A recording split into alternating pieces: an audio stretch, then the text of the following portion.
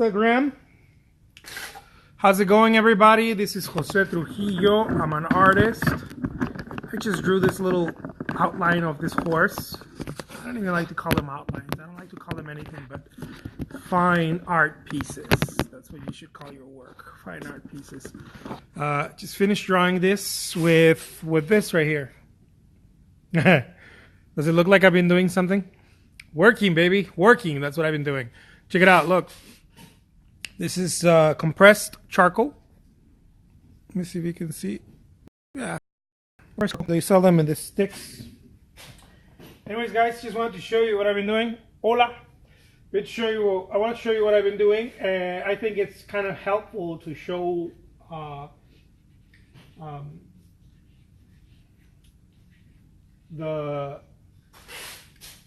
little bit of the process, no? Because I think it's important. Personally, I think it's important. So I was drawing because I usually just go into like doing my work, and then I thought about, man, I bet more than one person would love to see how this kind of ish is done, right? I bet. So I got some black paint here. Some of the I think for me some of the nicest paint is the golden paint. I'm not trying to get here. I do paint with house paint too. So I'll paint with whatever, right? But golden is extremely, especially this one, carbon black, extremely pigmented, and I mean, just the most beautiful color ever. Just extremely rich, pigmented, very strong, very rich color. So, anyways, if you guys decide on golden, I highly recommend that one in particular. And again, guys, I don't recommend it because anyone's paying me for it. Like, I could care less if golden watches, but I just recommend it because it's a great color. All right, so here we go. I'm gonna do an outline of this horsey. Okay, now that I drew it, I'm gonna do an outline, but it's still the same way. It's done in the same manner. Okay, it's an outline. It's not it's loose. You see, it's loose. I'm not trying to go little one by one. No, that's not. I mean, if that's your jam, go for it, right? But that's not me. My thing is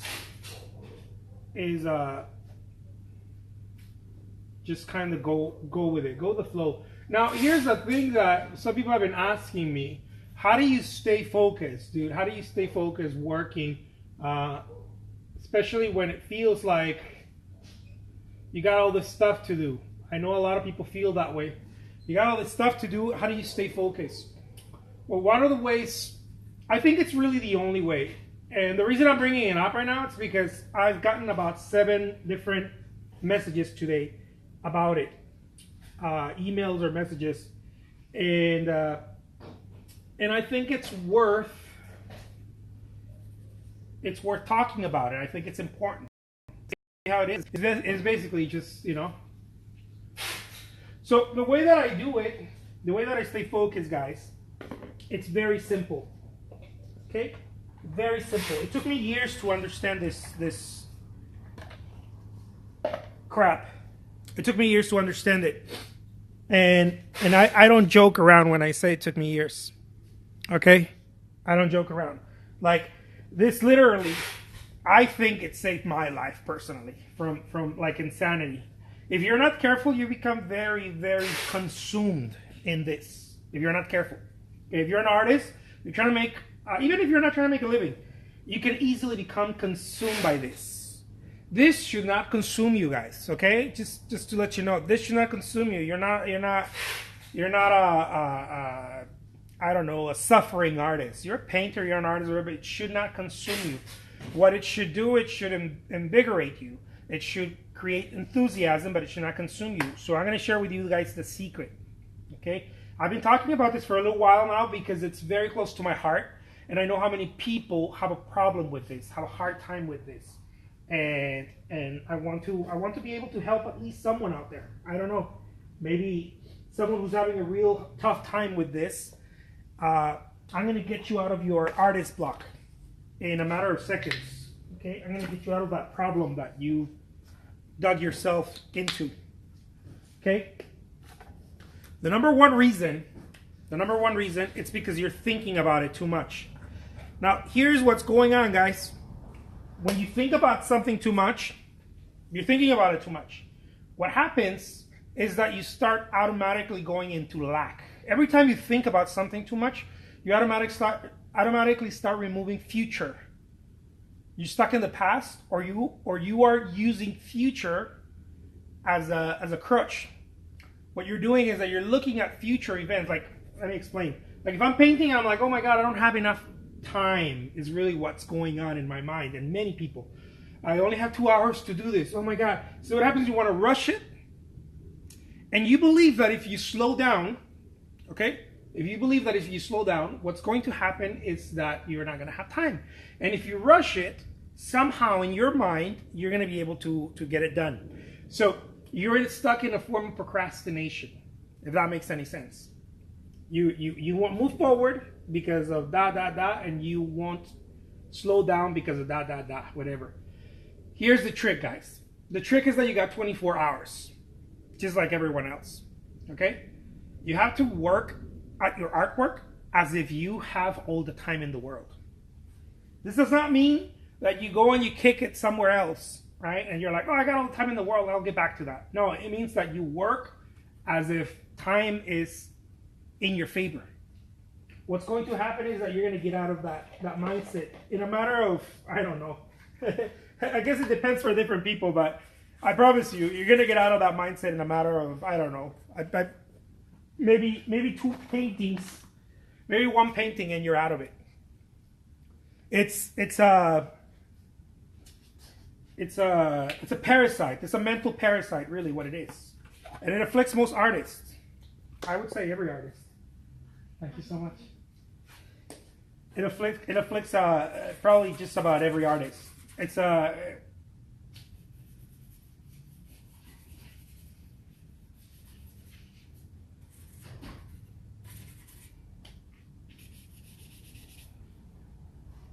It's a parasite. That's really what it is. We create this mental constructs in order to make sense of things. So when you're painting and you feel like you don't have time, it's a lie. Okay, I just want you to know that. I don't care how busy you are. It's a lie. And so you paint. I'm not saying you in particular, but this is what I used to do. You paint with a certain lack. There's a lack. There's either a lack of, I don't know how to paint, therefore, oh, I don't know what to do, I don't know what, there's a lack, right? Or, I know how to paint, but I don't got time to do it, so I'm going to rush through it. Or, there's this perfectionism, right? Which, it's also a lack of something. There's a lack of what? Perfectionism, right? It's not good enough. It's not good enough. You go back to it. You go back to it. It's not good enough. The way to approach this is as if you're not going anywhere. And you shouldn't, really. I mean, if you're going to go paint, if you're an artist and you're going to paint, here's another tip, guys. Please go to the studio and don't fuck around. Go to the studio for a good, I don't know, 12 hours and just go and create. Now, if you don't have the luxury of that, go to the studio or your easel or whatever you go to and really just go and hang out there for whatever it is, whether it's an hour, just go and hang out there, guys. Like, create artwork. I'm not saying go hang out there like, just go sit there. Create artwork. But act as if you have more than enough time. That's the key. The key is always to act as if you have more than enough time. Even if you know that you don't. Okay, I'm going to tell you a little secret on my business here. A lot of my work depends on speed, right? I create vast numbers of work. I create a lot of work. So a lot of my work, a lot of my paycheck, let's put it that way, depends on how fast I move. But here's what I've come to understand over years of doing this. It's not necessarily how fast you move. It's how fast you move from task to task, meaning that you don't stay stuck, right? You don't stay stuck. The moment that you get stuck, you're not able to continue moving. It's stuck mentally, is what I'm talking about. It usually happens from the idea that it's not good enough, right? That your work is not good enough. If it's not good enough, then it doesn't matter what you do, it's not good enough. It's all these lies that we tell ourselves. I think we're trying to make sense of having this feeling of,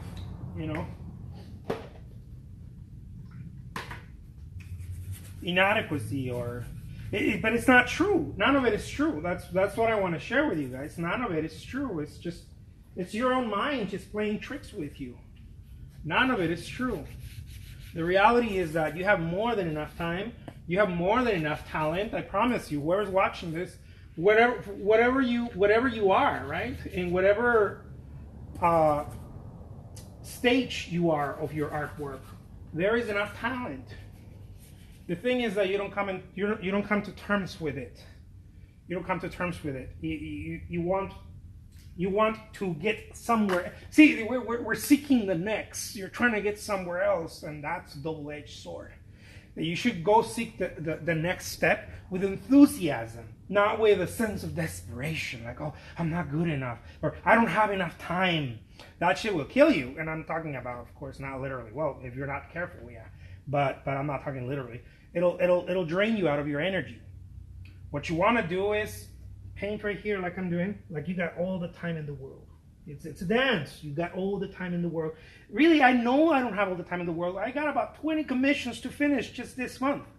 I know I don't have all the time in the world, but I have to act as if I do, because it brings me to a special place. Sages call it the present moment. It roots me into my power. It brings me back to my center, my power. In my power, I'm fucking unbeatable. I'm unstoppable. No one, I feel like no, I have no competition in my center. There is no competition. I'm extremely powerful once I'm in the present moment. Right? Once I'm in this place where I know that I'm not chasing anything. I'm just creating like a child. I'm not really chasing anything. I'm not chasing time. I'm not chasing the fact that maybe I could paint a little better, or I could be different in the sense of style or whatever. I'm not chasing anything. In this place, I want it to look like a watercolor. I think I succeeded very well. In this place, the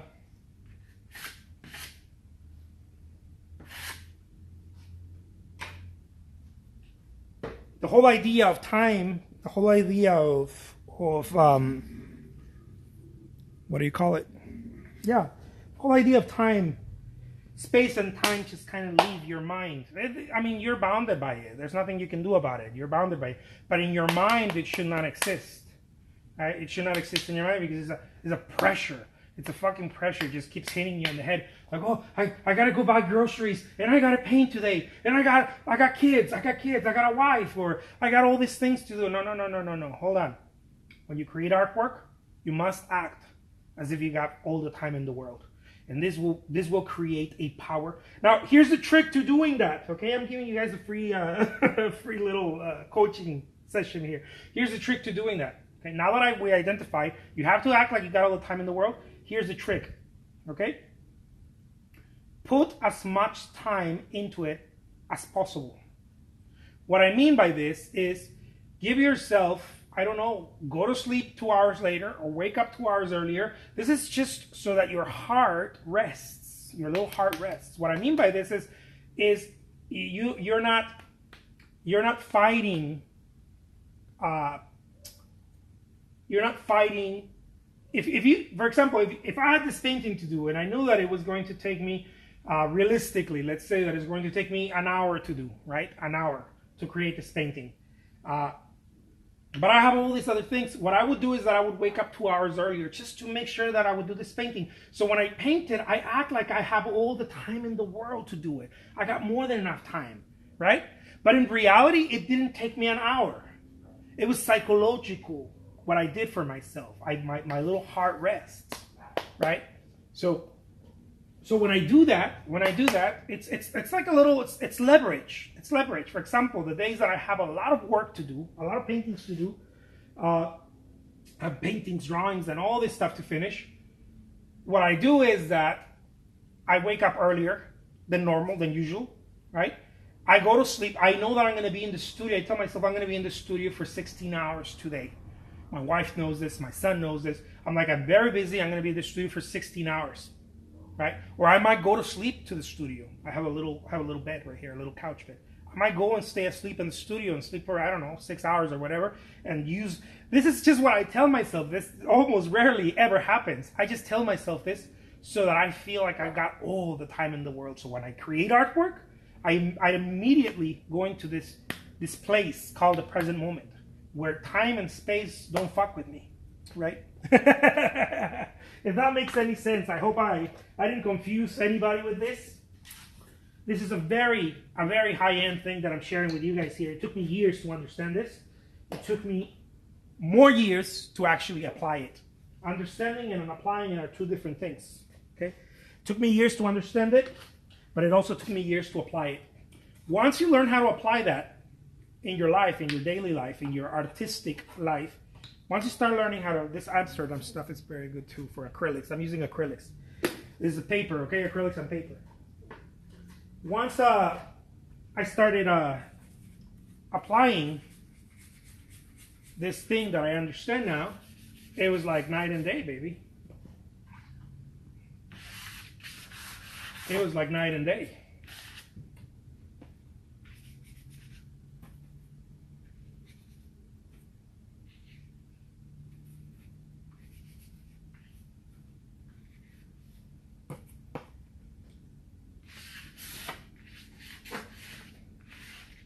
And the trick is that you move fast, but you are not aware of it. In your mind, you're thinking, you have all the time in the world, but you're moving fast. You're just not aware of it because you have all the confidence in the world. You know you're going to get it done. You know you're going to get it done. So you're not fighting it. When you know you're going to get something done, you're not fighting it. You're not like, oh my God, it's not good enough or this or that. No, you have all the time in the world. You have all the time in the world to do it. Imagine if you had all the time in the world to do something, you would never fight it. You wouldn't fight it at all. You'd be like, oh, okay, well, if I don't figure it out right now, I'll figure it out later because I got all the time in the world. And that's the approach you want to take. Again, this is a very, very high-end little tip right here. It's not little. If you master it, you pretty much conquer the whole being an artist game. I promise you. If you master that, you've conquered the whole being an artist game. It goes the same with marketing, selling. It's the same thing. You're not rushing. You're moving fast, but But you're not rushing. This is not rushing. This is moving fast, but this is not. This is very calm. This is very calm. This believes that you have that the world is rigged in your favor, as the great Rumi said. Your mind believes that the world is here to help you. Guess what I'm going to use? I'm going to use a little metallic paint here. I want to use some silver. I've been dying to use some silver for a little while, so I'm going to use some silver. It's like a metallic silver, something like that. And the way I'm going to apply it, I'm going to apply it with this little plastic squeegee spatula thing. And the reason why I want to do it like that is because I can, baby! That's why, because I can.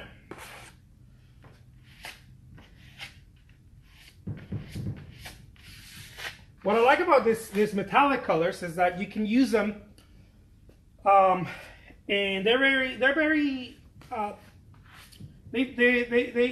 not so serious, Especially once you start applying a couple of layers. Every time I use metallic, I apply a few layers, about 3 layers of it, at least 3 layers, so that you can really get the metallic. The first layer, the paper soaks it in. The second one sits on the surface. The third layer, is the one that you actually see the metallics. Okay? Just a little tip right there. When you're using metallics, you want to use... Many people, what they do is that they put one thick layer. Well, good luck with that, It'll work, but it'll be like this. It'll be inconsistent. There's going to be gloss of it that look metallic and other parts that don't. And if you like that, very cool, then do that. But if you want a consistent metallic look, you want to do multiple layers. Thin layers, they don't have to be thick, just thin layers. But they have to be multiple, because remember, the first one is going to be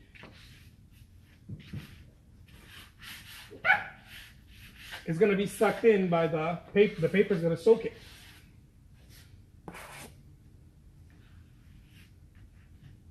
Okay, so I'm going to let that dry. And then I'll be back with some more metallic. I might just because I can, put it right there. Yeah, baby. Muy macho. So there you guys have it. Oh, sorry. Do you use retarder? I don't, but you can definitely use that. I don't use it. No, my medium is H2O. For acrylics, I only use water. Again, because I don't, the retarder and other, I guess that would be considered mediums, aggregates. They're usually for effects. You're doing effects. I don't do much effects. Metallic is pretty much as effects as I go into.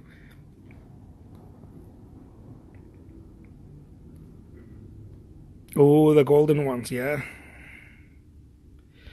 Leaving the Wi-Fi zone. No! What kind of paper is it? It's a very thick paper. It's, no, it's not latex. This is not latex paint. Sorry, I'm just reading through the comments right now.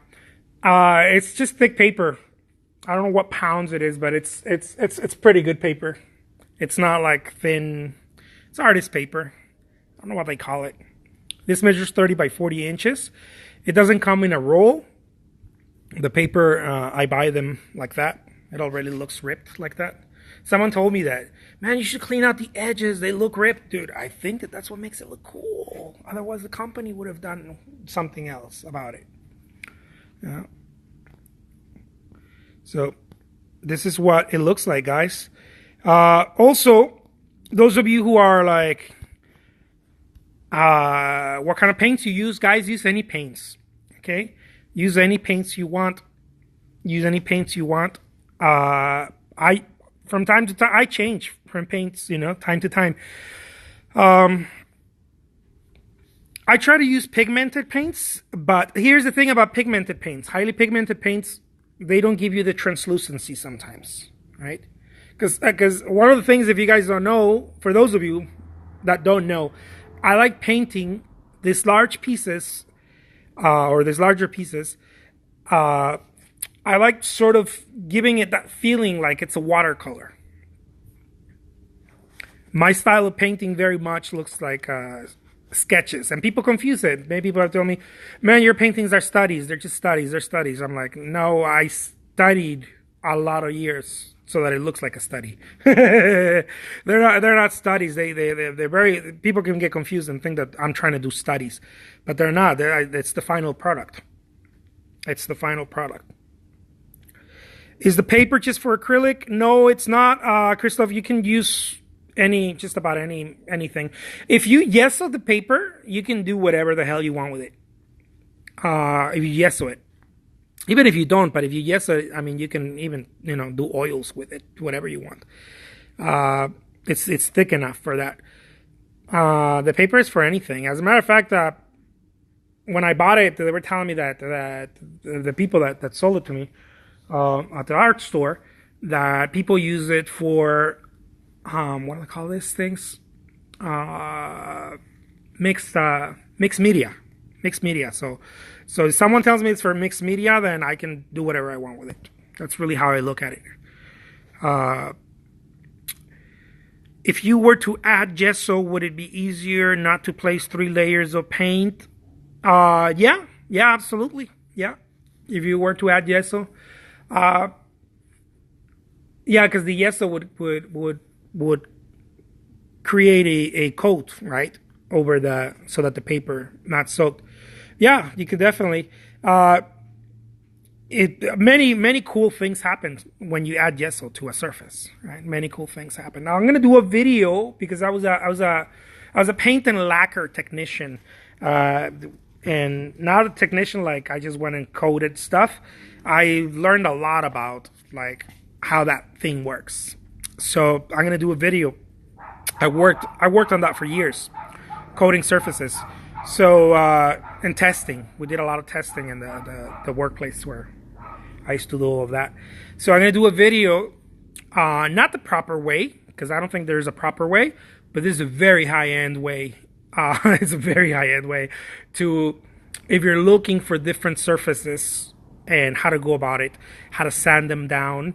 If you want it to look like glass, I know some artists really love that. I bet you no one has even shown this. I don't even think you can find it on YouTube. I'm gonna make a video to show you how to make a surface like this look like glass, like it actually looks and feels like glass, through a couple of techniques that I learned from high-end furniture makers from Singapore.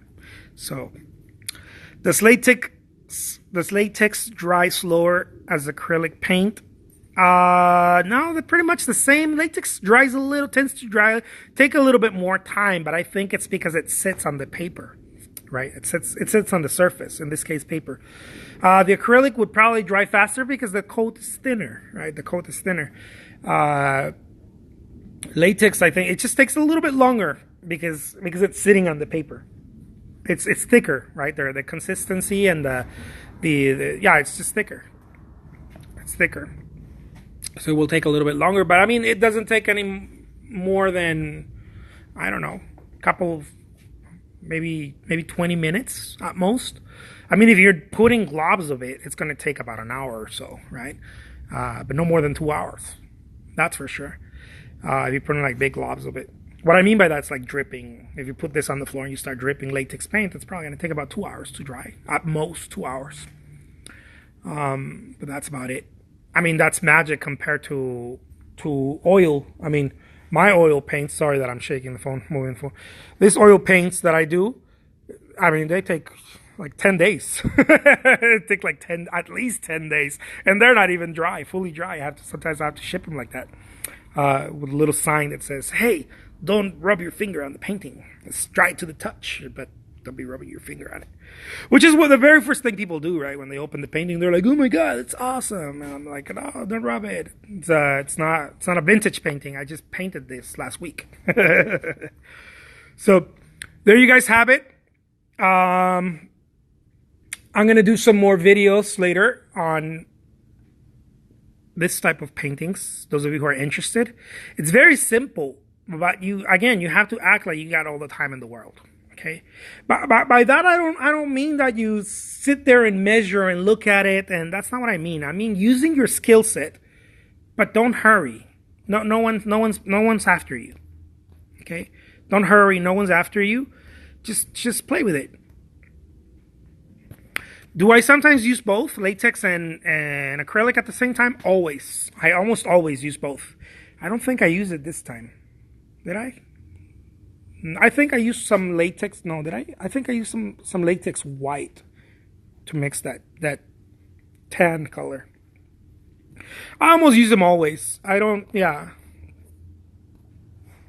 A lot of artists are very concerned about that because we all hope and believe that our work should be what do they call it? Museum quality and all of that, and that's great. But that's not the case for every piece, guys. It's not the case. I mean, just, being realistic, that's not the case for every piece. Especially if you're making many pieces, it's definitely not the case. If you're making a couple of pieces and you want to make everything, museum quality, and that's awesome. It makes you feel good and it makes you feel happy, and you go to sleep at night and, you feel, yeah, museum quality work. But to me, I focus so much on the work. Sometimes I'll sell something and people would be like, oh my God, I wish the paper was even better quality, But I mean, I don't know. I don't focus on that. I focus on the work.